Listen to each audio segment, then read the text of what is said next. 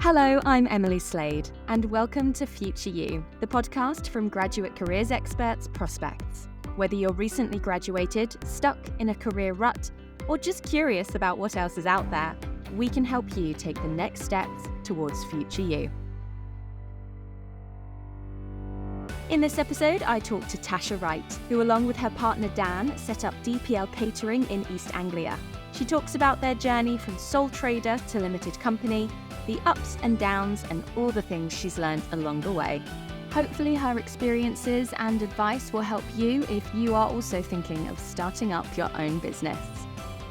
I'm Tash and I'm from DPL Catering, which is a catering company I started 3 years ago with my partner Dan, and I'm just going to talk a bit about how we started it and how we've recently expanded it. Amazing. So did you go to university? I did, yes. So I went to uni a little bit later than normal. I was 21 when I went to uni. I went to Cambridge, ARU in Cambridge. So I did commute each day into Cambridge rather than moving there just because I was a little bit older and I already had a home and my dog and my partner, so I didn't feel like I wanted to move. What did you study? So I studied interior design, which at the time when I went, I thought that was definitely what I wanted to do. And yeah, obviously I don't do that now, but it's definitely been a learning curve. Yeah. So do you regret going and studying interior design? Do you wish you'd gone and studied hospitality management or something? Or do you still think that it was a good use of your time? Yeah, so no, I don't regret it at all because it was always something I wanted to do and I always thought I was going to do that. It wasn't until I was in the course that I decided this isn't for me, and I actually really miss hospitality because that's what I'd always done before. So I feel like I had to go through that process to realise what I actually really wanted to do. And I think that's quite common when people go to uni. I think a lot of them do a course and then they decide, actually, this isn't for me, and it leads them into the right direction. Yeah, definitely. But it still gives you some transferable skills. Would you say there's transferable skills from your course that you're still using? Yeah, definitely. Like, you learn so much at uni. I think even in your course, you learn how to interact with people, how to work as a team, how to do all sorts of things, really. And I think that's really important. Time management, being organised. So I've taken all of that definitely from uni to be able to start our business. Yeah, nice. So talk me through the moment that you were like, you know what, we need to start a business. So it was actually a few years ago. It was just coming out of COVID, and we were approached by someone if we'd do a private dinner party for them. So almost like a private chef experience in their house. We'd go in, cook, serve it. So at the time, we were like, absolutely yes. We didn't have any idea what we were doing, but we totally winged it, and it was fine. And then people that went to that dinner party then asked us to do some more, and they turned into different events. So we do like buffets, canapé events, and each person that goes to them, you then get a new job normally. That's kind of how it works. You pick up your jobs from other previous jobs that you've done. And it slowly just spread into kind of a business. We didn't plan to start a business. It just kind of evolved itself. Yeah, you sort of started getting enough work that you were like, we need to stick a label on this or something. Yeah, definitely, because we were both working full-time in other jobs anyway. So we were doing it at the weekends, in the evenings. It was quite intense because we were having to work full-time and do this, and it started to become quite busy. So quite quickly, Dan stopped doing his other job and made this into his full-time. And then I started doing it part-time alongside with him. Okay, so you were both working in the hospitality industry full-time as sort of waiting staff, chefs, that sort of thing? Yeah, so we both worked in a little pub together, and Dan was head chef there and I was just front of house. So we've always had experience, and our careers have started in different places, but they kind of met.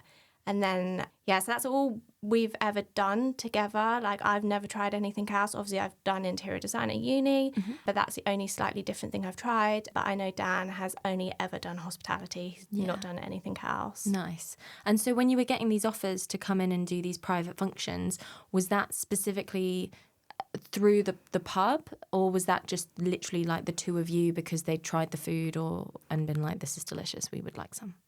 It was actually, so it wasn't through the pub, it was through someone that knew us and knew that we did this. So it was someone outside of that. But then now we do events for clients that used to come into the pub, and that's kind of expanded. So it's kind of the same circle of clients that we've always done things for. And then the circle just becomes bigger because more and more people want you to cater for their events. Nice. So how do you start a business? Like, what's the basics? So you started getting more and more work. So then what was the first step in turning that into a business? So when we started getting busier, we realised we started needed to be more organising. We needed to learn how to kind of like bookkeep accounts. So to begin with, we got ourselves a proper accountant because we couldn't keep up with bookkeeping ourselves. It got quite confusing. So we got an accountant. We set ourselves up on Companies House because that's really important to do when your business starts picking up because you need to register everything properly. And then we really thought about branding because we hadn't anticipated for this to happen. So we sat down and started thinking like, what colours do we want to represent us? We need a logo, and just kind of what type of brand do we want to be, because that's really important. That will make your business really successful because people will look you up, they'll look your website up, they'll look your socials up, and if it looks good, they'll inquire further. But if it doesn't look good, then they'll probably look at the next person. So that's really important. And I found this year that's really kind of where we are at, where we are at like wedding fairs and things like that, and there's other competition of other caterers, and you have to kind of be the best, if that makes sense. You want the people to come to you, and why will they come to you and not the other caterer? How do you make those I guess it's just a lot of researching of what everyone else's logo looks like. You can't look too similar to them. You've got to stand out, but stick within the, I guess, aesthetic of what the vibe is at the moment, because things like weddings especially go in like trends and Vogue and that sort of thing. Yeah, definitely. Just making yourself appealing to people, I think, is really important, and being really friendly with them and chatting to them. And I think that's where we've always worked in hospitality. We've always had to deal with like the general public and things like that. So we're fairly good at that, I think. So that's really important when you start a business, is definitely your brand. Yeah. Oh, fantastic. So you'd signed yourself up as a business, but you've expanded that now. So can you talk about the expansion? Could you talk about the expansion and sort of what that entails and what that looks like? Yeah, sure. So obviously we started it as kind of like a side hustle, and now we're both doing it pretty much full time. So we decided the best option would be to get ourselves a food truck, because a lot of weddings now, that's really popular, food trucks. A lot of people don't really want sit-down meals. You know, some people do, and that's great, but other people want food trucks. So we saw the opportunity to go get one. So we actually bought a horse trailer. It was really run down. It was awful. And we thought we'd convert it ourselves, because I think there's something about doing that. It makes it a bit more special to your business and your brand, that, you know, we didn't just buy a brand new one. We've had to kind of paint it and convert it into a food trailer that represents our business. So that took a long time. We actually bought the trailer back in February, and we were hoping to have it done by end of March, and we actually only just finished it this weekend. So it's taken a long, long time, but it's been so worth it, because our first event is in 2 weeks. So we've got it ready just in time. Yeah. But yeah, so that's kind of where we've expanded, so that we've got more opportunities to go to more events, make ourselves more flexible, because we can cook out of the food trailer. We don't have to depend on venues having kitchens. Which really helps. So that's not exciting. anything I've even considered, that of course like you'd need to make sure there's a kitchen there. Yeah, definitely. And I think so many people now are having like weddings in fields, weddings in woodlands, which is great. You can hire lots of stuff in to do that, and you can use generators and things, but sometimes it's not the most convenient. It's just be so much easier just to drive like a food truck in and just plug it in and you're good to go. Do that. Oh, amazing. So does that mean that you've expanded the business at all? So how it worked was Dan was a sole trader, and he kind of was freelancing himself, and the money kind of went into him as a sole trader. But because we're now both doing it, we changed from him to be a sole trader to both of us having a limited company together. Which is much more efficient when you are busy, for everything to be in one place. Both our names are on it. We're both obviously directors of it. We both make the decisions together, and it's just much more organised. When you're sole trader, it's really difficult when you become busy. You know, when it comes around to doing your tax return, it's an absolute nightmare when you've been like had a really good year, because it takes forever to match everything up. Where when you're like a limited company, it's a lot easier to organise all that, because use different programs that kind of sorts it all out for you. So yeah, definitely worth doing. Yeah. So what does that entail, the conversion from sole trader to limited company? Like, what did you have to sit down and do? So we thought it would be quite simple, and I think it's simple if you understand the process, but we definitely didn't. Like, that is just not what we are good at. So we actually did get an accountant to do it for us. So we registered our limited company with Companies House, so we had to pick a name, and then that gets registered. And then they kind of closed down Dan as a sole trader. And this transfer over, they did it for us. I can't really give you the ins and outs, but I think if you are going to do it, definitely get yourself an accountant because they do it every day. And if you make mistakes, you can get in trouble. Like, you have to be so careful. Like, even when we registered our company, we did do that bit ourselves and we did it wrong. So we did it really wrong. I don't know how. I think, like, even just putting, like, your full name in, we didn't put Dan's middle name in or something. Right, and then that it's like a whole thing. It's just a nightmare. And you get so many different codes and activation codes that you all have to keep it really safe in one place, because otherwise it will just be a nightmare, like, further down the line. So all I can say is just get an accountant because they'll do it all for you. Yeah, that's fair. And because your business was growing, because you were getting more and more clients, you were able to take the money out and invest in that sort of thing that was going to help you grow. Yeah, so last year because we did quite a few dinner parties, we kind of saved that money. We put it into a separate account and thought, right, that's the money we've earned from the catering. And this year we decided it was a good time to reinvest that money into buying the food truck. We've spent a little bit of money on branding as well, like new business cards, new uniforms, so like T-shirts, aprons. Nice. Because now our events are getting bigger. We've got staff coming in to help us. So it's good to have them in the right T-shirts with our logo on, which again will help us get more jobs in the future because people will look at it and go, oh, they're from DPL Catering. Yeah. So that's really important. Nice. And so now, again, because you're a limited company, you can almost delegate, you can take on staff, and then that means you can start catering up to 500 as opposed to like just 25, that sort of thing. Yeah, definitely. Like, you obviously need to get yourself insurance and licenses, certificates, depending on what you're doing. So that is important, but we can do basically a lot more because we are insured. We've got the right trading licenses now. So we are like a functioning company where before we were just kind of doing it on the side. Yeah. So yeah, we can have staff, we can do all sorts really. Basically, we've kind of opened ourselves up so that we can take on any event where before we were a bit like, oh, that might be a bit big for us at the moment. But this year we can pretty much do anything, which is really exciting. That's so fun. So what does the future look like for you? Are you heading to Latitude? Are you doing festivals? I did say to Dan, I would have loved to have taken our food truck to Radio 1 big weekend. Oh, that would have been so cool. Maybe for next year. But Are you listening, Radio 1?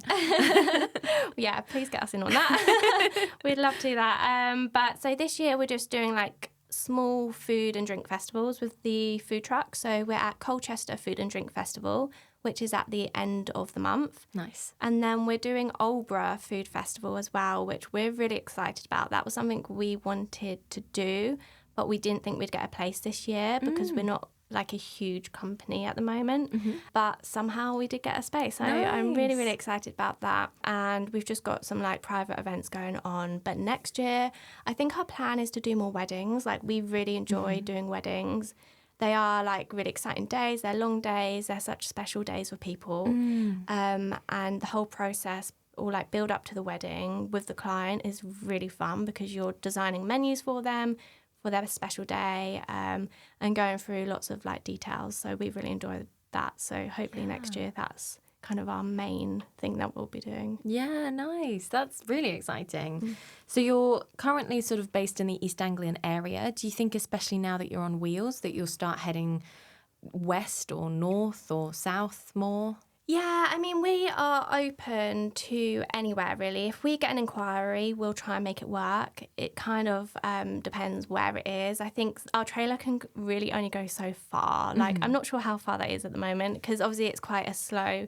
You can't drive at the same capacity as you would in a car, so you have to go a bit slower. But for instance, our furthest event at the moment is about 2 hours away. So we're happy to travel because I think it's worth it sometimes. And we're travelling for clients that we have catered for the last year. So we kind of build up that relationship that we would travel that far. We will always see, like, if we do get inquiries, we'll always try and make it work. It just really depends. Yeah, nice. So you've built a business. You've gone from sole traders to a limited company. What 3 things can you think of that were huge mistakes? Where did you fail? Where did you trip up? So at the beginning of the year, we definitely rushed into decisions because we were getting really excited about the future. And we made decisions without thinking, which is a really bad idea. Like, take your time over a decision. You don't need to rush it. Like, I think there's that pressure to go, like, oh, this is what I want to do, so I'm going to do it now. Like, just don't do that. Have some time thinking about it, because it's easy to make mistakes when you're not thinking straight and you're overexcited about something. So, yeah, definitely take your time. Be organised. Like, even if it just means having a folder for separate things, no matter whatever it is your business is. Like, for us, we have different events, so we have a folder for each event. And yeah, because if you're not organised, you'll make your life so difficult when it comes to, like, needing whatever you need. And what else? So when you're talking about folders for different events, that's like where you keep your receipts, your invoices, all the correspondence. So then if you need that later on, if you're taxes or bookkeeping or all of those sort of things, then you've got... violent.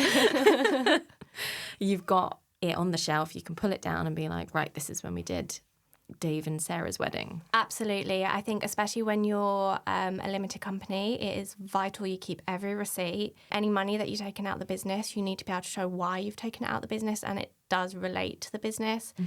So keep everything, because you will get questioned, like, so where did this £100 go, or what was you doing here? So just keep every little bit of paperwork. Don't throw anything away. But nowadays it's like really helpful. So you can use things like QuickBooks. And that will connect with your bank account for your business. So any transactions happening, it will ping up a message saying, have you got a receipt or invoice that you can connect to this transaction? Nice. So come the end of the year, it should be really easy to kind of know what's going on or what's been going on. Because in 10 months' time, if your accountant asks you, oh, what was you spending this money on? You can't remember. Like, you have no idea. So yeah, that's definitely vital. Nice. And last bit of advice, I'm trying to think. I think just be positive, and like, if there's something you want to do, go and try it. Don't be scared to try, because we all make mistakes and it's okay to make mistakes. So my advice would be, don't hold back, just go for it. Yeah. I mean, it's clearly paid off for you guys. Somehow. Yeah. What did you wish you knew at the beginning? Oh, there's lots of things. I wish I had probably educated myself a bit more in how to start a business, read a bit more about it rather than jumping into it. I think the reason we did jump into it because things started building up quicker than what we anticipated, but I just had no knowledge in it at all. So, yeah. I guess it's funny, isn't it? Your business sort of grew from this work that just kept appearing. And so it sort of was an organic, natural step for you guys. Yeah. Whereas maybe someone listening to this might not necessarily have the work lined up yet, and they're sort of starting from the beginning. So I think it's really useful to hear both sides of like, well, we had the work and we sort of jumped into it, and thinking back to it now, we should have done this, or we might have thought about this a bit more. Yeah, I think, like, look at, if you're thinking about starting a business, look at where the business is, like, where are your clients, where are your customers, how are you going to reach out to them, how are you going to find them? Because you do constantly, even though I say we get jobs coming naturally, I still reach out to people. I still make applications. I'm always active. Like, that's what I do during the day. So I'll work from home and I'll be on my laptop and I'll be kind of reaching out to people saying, this is what we do. Does it interest you? Because you always want to know you've got enough work coming in, especially when you work for yourself, because you want to know the next 12 months is fine, and just for peace of mind. Do you have a sort of limit of the amount of jobs that you need to have in the diary to feel like you're going to be able to reach Christmas safely? Yeah, I mean, it's one of these things. So every job is so varied, like budget-wise. So some jobs are a lot bigger than others. So we normally kind of look at the income that we can predict the income for October because we know what we're charging for those jobs. So really we look at, rather than the amount of jobs, the size of the jobs and how much money we know will come in that month, and that's how we know it's going to be okay. Yeah. But luckily it seems to all fall into place. But you definitely have to work at it. Like, I will now be looking at events for next summer. So this year's all sorted, and I'll be actively sorting out our diary for next summer just so we know that it's all good. I think I touched on what the future sort of looks like. You've now invested in the horse box, and that's going to go to various weddings and things, so the events are going to get bigger. Do you have to set out, or do you choose to set out a sort of 5-year plan, a 10-year plan, a 15-year plan? Do you see a future where you can be sat in an office and the business runs itself, or does that fill you with fear and you'd much rather be on the road with the food? Yeah, so it's one of those things we've only recently spoken about because I am working from home a lot. We are going to invest in like a little garden office because I need that space. So generally Tuesday to Thursday, I'll be doing like admin stuff. And then Friday to Sunday will be the prep for an event or a event. But I always want to be like out at the event. Like, I'd hate to be stuck in the office all week. Like, that is just not for me.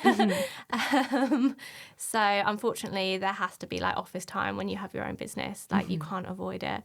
So I try and get it all out of the way with at the beginning of the week, and so that I can be available at the weekends to help with the event. And I think realistically, in like the next 5-10 years, we would like to probably work 8 months of the year quite solidly, and then have the next few months, like the winter months, off, because not a lot happens in the winter, and just like fully relax, because it is hard. Like, hospitality is busy. Like, if you're doing weddings, you're doing events, a lot is going on, and they're long days, long weekends. On your feet as well. Yeah, which luckily we've always done, and I think anyone that knows or worked in hospitality will know that if you can either do it or you can't do it. Like, I couldn't sit at a desk all day. I don't know how people do it. Where some people can't stand up all day. Like, I think we're all made to do different things anyway. So, yeah, we will always be involved with it, I think. Nice. Definitely. What's your one bit of advice for someone looking to start their own business? Your biggest bit of advice? I would say sit down and really plan out what you want to do. Like, what is your business goal? How are you going to get there? Just have that written down somewhere that you can keep referring to, because when you start your business, you will have bad days, and you'll have days where you feel like you're just not getting anywhere. But you will eventually get there, so don't give up. At the beginning of this year, me and Dan had a lot going on, in the sense of we didn't think we were going to get much work this year because we had turned a lot of work down for various reasons, and we had to rebuild our clientele up again. And I think that was really hard to keep motivated, because we couldn't see past, like, how are we going to do this? Like, we were in panic mode. We were like, we've got no work for the year, because we thought we had something else going on, and that didn't work out. So just go back to your first plan and keep thinking, like, it is going to be fine. This is what I'm doing. This is my goal. And just keep pushing forwards, like, even when you have bad days. Amazing. That's all really, really great stuff. Thank you so much for your time today. Thank you for having me. I've really enjoyed being here. Thank you so much for listening. If you're enjoying Future You, or you got something out of that episode, we'd love it if you could drop us a review on Apple or Spotify and give us a follow. Each week we'll be diving into a new course, learning about a new job, or answering your burning career questions. For even more information on starting up your own business, you can head to prospects.ac.uk or find Prospects on Instagram and TikTok. All the links are in the description. Once again, thanks very much for listening, and good luck on your journey to Future You.